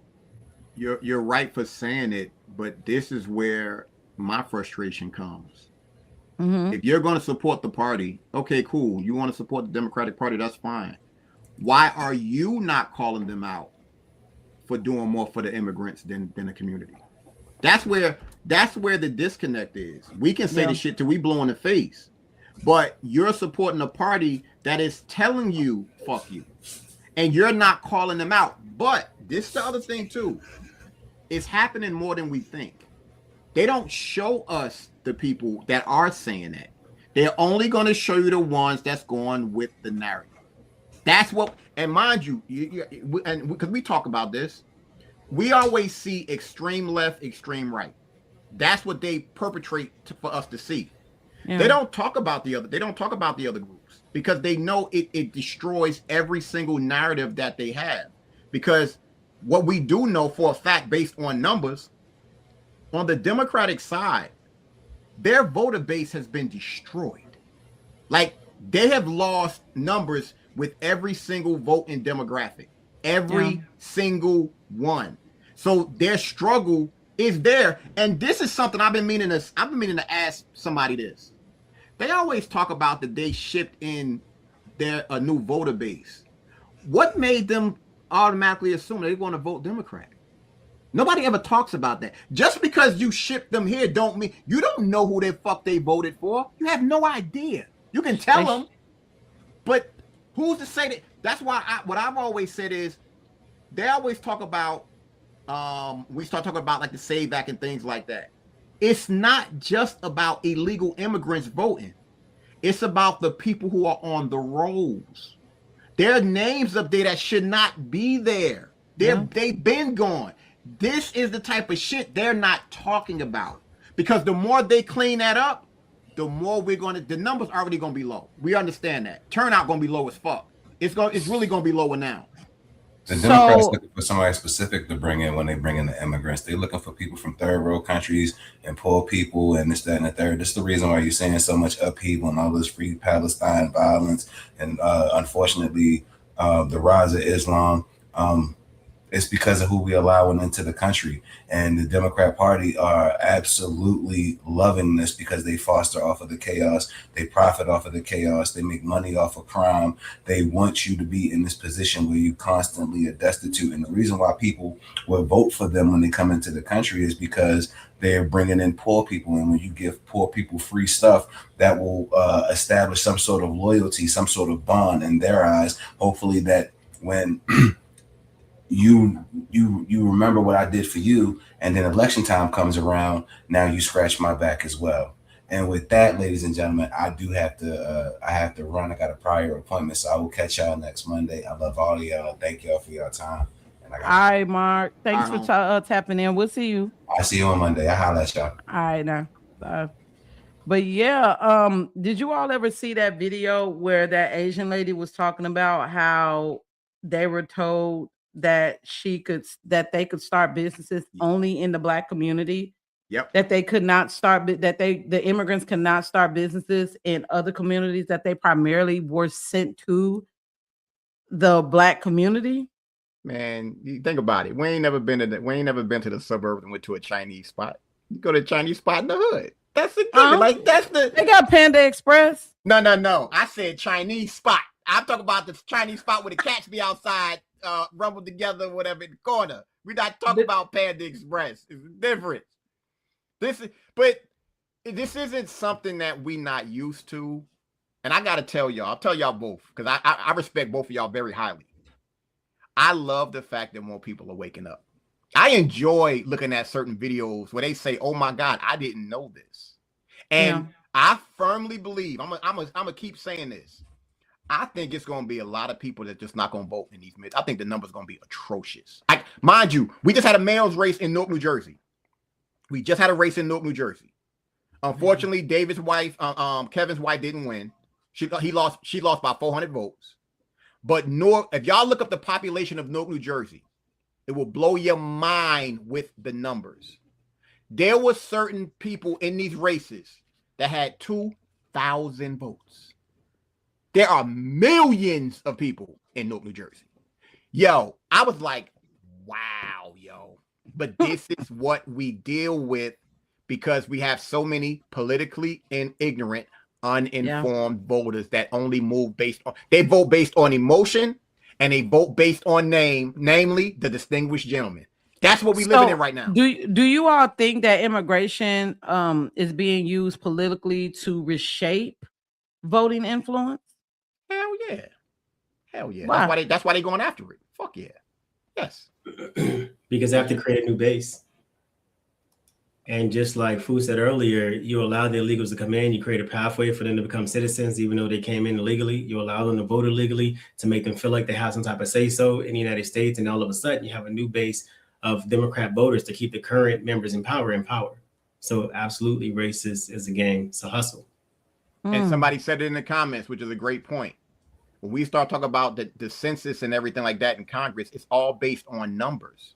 It's not about who they vote for. Everything is about the numbers. And the more that this administration attacks that, and they're doing it the right way, because all three of us, if we decide to go to Germany right now, we can't vote in Germany. We can't vote no matter where we go. But it happens here. Well, the states and the city, they can make their own laws. We can't go to a state in Germany and go vote because we're not from there. And somebody just put it in there. I think they just I forgot the dude's name, that he put a law out there in to pass for Congress that if you are not an American-born citizen, you cannot hold office here. I'm all for that. That should have been in the books already. Yes. I just don't remember when we became a country that allowed so many immigrants who ain't been here. Like Mark Rubio is different. You know what I'm saying? He's been here since a child. No, he's born here. People, Marco Rubio was born here. I thought he came over here with his granddad. Nah, so he was born in America. Mm-hmm. Well, still, I just don't think that you should be able to be in political position if you have dual citizenship to another country. I just don't, because it's really showing, in my opinion, that you're not 100% focused on what we need over here. And if shit falls apart here, you can just leave this bitch and just go to wherever you have dual citizenship is. I ain't got nowhere else to go. This is where I'm at. They gonna deport us. Where you gonna deport me to, Gary? Please don't. ICE gonna deport all three of us. They're gonna deport my monkey ass back to Newark. They're gonna deport Joe back to California or whatever. I forgot the city that he from. Like, they stupid when they talk this shit. Like, how do they sound? What they gonna deport us to? Stop it. Don't send me back to Gary. I could just drive there, and I try to drive through that bitch. Like, don't send me back there, please. I don't want to go. So I want to go to what's up, Bernice. Bernice says, I honestly believe that all of this black teen crime is being committed by teens with immigrant backgrounds. Me too. Bernice. Do y'all remember a couple of months ago down there in Florida, them three, I think it was 3 little boys, and they raped that lady. I'm gonna try not to say the R word, but they essayed that little girl and put rocks in her mouth. They wanted to charge them boys as adults. This happened, I want to say, probably 2 months ago. It was 3 little boys. The little girl had to probably been like 10, 11 years old. And they raped this little girl in a deserted area. They put rocks in her mouth and everything. They wanted to charge these little boys as adults. I could look at those little boys and I could tell you that they were definitely not Black Americans. They were Haitians. Joe. I believe it was in Miami. You're absolutely correct. Joe, I got a question for you, fam. In this, with these upcoming midterms, when the Republicans actually hold on and win these midterms, is the Democratic Party officially dead and done? No, not really. They're going to crash out, but they're not going to be dead. I mean, the game has been going on for a long time. It's just a cycle of everything that's been going on because we don't learn our lessons. Okay. So they'll crash out. They'll let Republicans screw themselves because Republicans get a big head and think they, top dog. And then they'll shift their focus from the people to everything outside of the country and walk around as if they're God's gift to politics. And Democrats will come back and sweep in because people get sick of Republicans, just like people are sick of Democrats. Until we as people learn our lessons and actually learn how to govern and learn that the politicians belong to the people and the people doesn't belong to the politicians, then, we'll be in the same cycle of crap. Like, I feel like right now we're back when, who was that guy? The worst, Jimmy Carter. We're back to Jimmy Carter, back to the, not Kennedy, but the guy who got rid of the gold standard. That's what we are. Nixon. Yeah. Nixon. No, not Nixon. No. You're talking about Woodrow Wilson? No, it's after. Nixon got rid of the gold standard. You can look that up. No, it wasn't Nixon. It was oh my gosh, he was in a wheelchair. The guy that was in a wheelchair. Oh, Roosevelt. FDR. Yeah, FDR. It seemed like we're back in the FDR times, and then it's like we keep recycling, like history keeps repeating itself. It's so mind-boggling to me because a lot of these people are college educated. You know what I mean? You all have the degrees. Some of y'all got doctorates. You feel me? I have no idea in my life why I hear more about Reagan, about FDR, about Obama, Trump, but I don't never hear y'all talking about Andrew Johnson. It's like this motherfucker just got away. Goddamn free. Like the 2 presidents, I feel like every American should absolutely know, aside from every other every other president that we know of, is Andrew Johnson and Woodrow Wilson. why do y'all think that a lot of people don't know about them too? Because a lot of the decisions that they made not only affected Black Americans when you think of Andrew Johnson, but it affected all Americans when you think of Woodrow Wilson. Why do y'all think that people don't know who they are? Because they're afraid. Most people are afraid of history, and when you learn, when the truth is unveiled, now you got to start looking at yourself. When you made that video about Rosa Parks or whatever, and I don't know if y'all saw it, David Banner was just on Cam Newton's podcast, and anytime David Banner do an interview, David Banner be on fire. He started talking about Dr. King on Cam Newton's podcast. Oh my God. And you got people, they don't understand, like prime example, and I know both of y'all have met celebrities before. People act like these celebrities aren't human beings. People are people. Some people do some fucked up shit. So when you find out your hero done did some fucked up shit, I mean, I know Pretty know about this. The shit with African Bambaataa. Prime example. Like, cats really don't. Anybody who's a real hip hop historian, they know what was going on with African Bambaataa. But who's really gonna call them out for it? This is the thing, yo. Like, it's sad. It really is sad, and I wish more people would just understand that these people are human. Mm-hmm. Some of them are pieces of shit, and you shouldn't be praising them like that. Yeah, like honestly, I'm gonna be 100 with you. I feel like that Rosa Parks, y'all need to remove that title of Rosa Parks. And I believe that once y'all remove that damn title, maybe that will unravel the tight hold that they have on the Black community, because then it'll open up a whole new opportunity. It'll open up a door and a wave of opportunity for you all to actually really start reading about the history, not only the history of this country, but the history of these people that we have held up to such a standard when it's really all been lies. Like, I was shocked. I heard about this shit when it came to Rosa Parks, probably within like the last 2 years. I heard about it, but I did a whole YouTube video about it. And then I watched people like Dane Calloway. If you all do not follow Dane Calloway, please do. He's amazing. And a lot of the things that he talk about are factual. You could actually go look these things up yourself. Receipt. And I was not aware that not only did they lie about her being the jump off to the civil rights movement, but she was arrested based on the pictures and the mugshot. That mugshot was from a year after she got caught on the bus.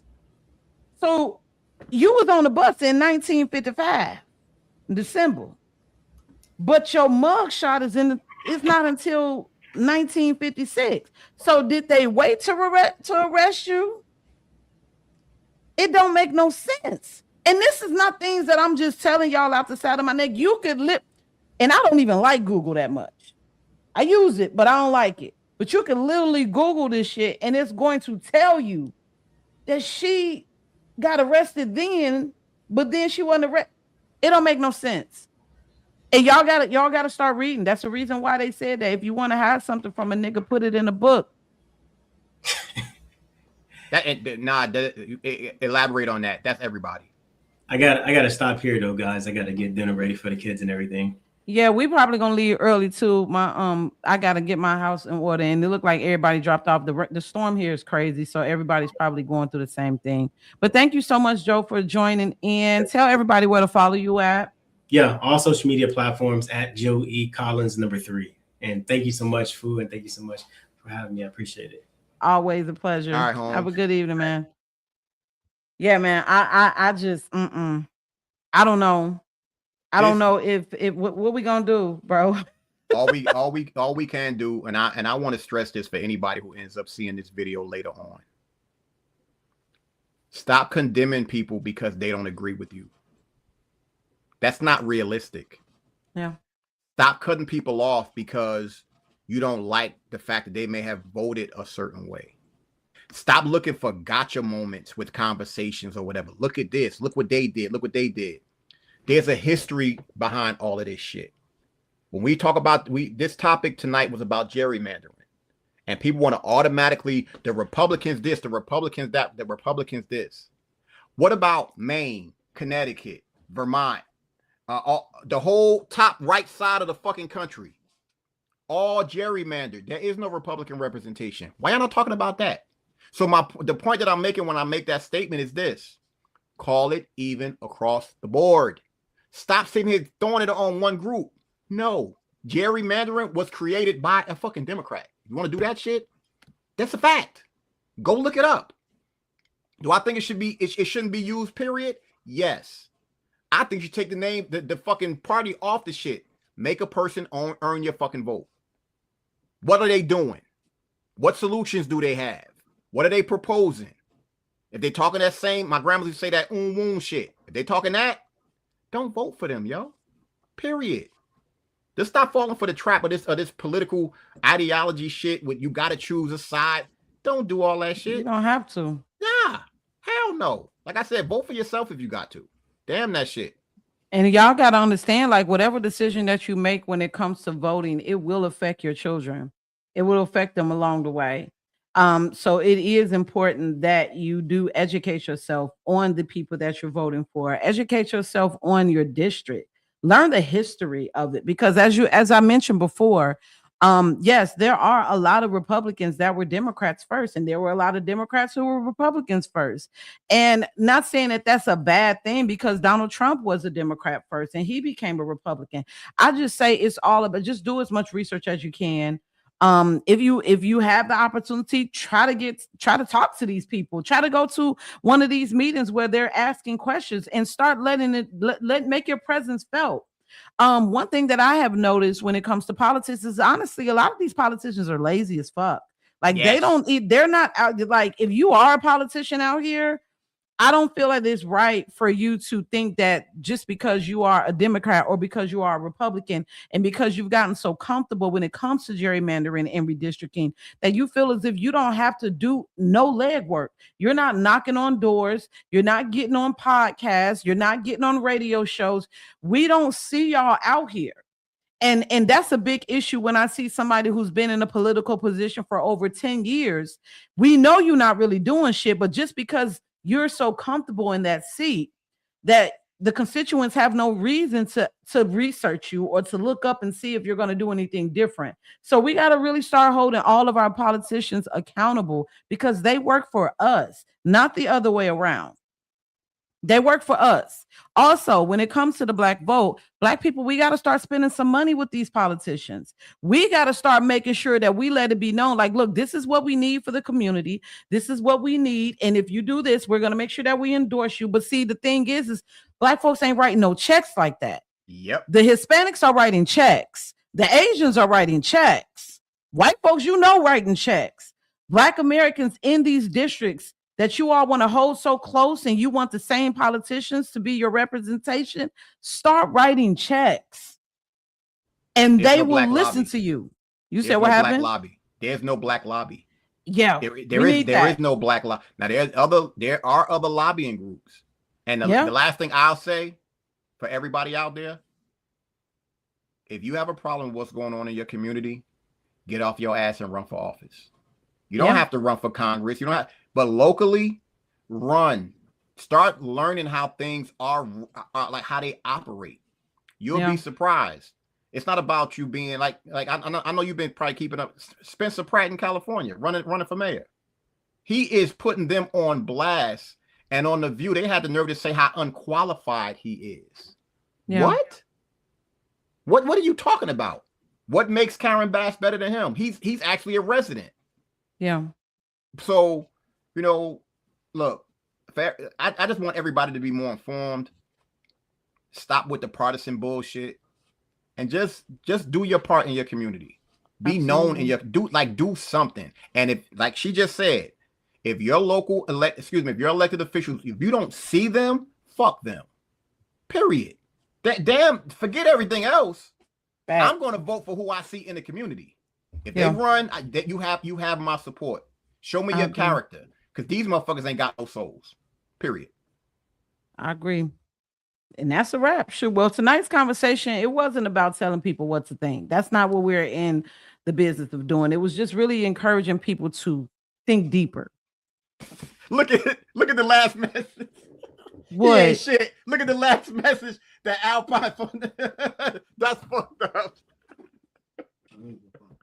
What right here? Yes. We do have Black Lobby. What do you think Al Sharpton and them be doing? They lobby the money right into their pockets. That's true. That's the sad truth, though. I needed that. Yo, Alpine, thank you. Man, appreciate that. Shout out to everybody in the chat. The chat been bumping today. I appreciate you all for stopping through. Listen, like I said, like history matters. Policies matter, y'all. Representation, yes, it matters. And understanding how these powers work, that shit matters. So please, let's all stop just jacking off our vote. Let's just stop that. And thank you everybody for watching tonight. You know, we'll be back here next Monday, 5 p.m. Eastern Standard Time. Make sure you all subscribe to the live and continue the conversation respectfully in the comments. And this has been the Realist Lounge, and we're out of here where culture meets context. Good night, everybody. Peace.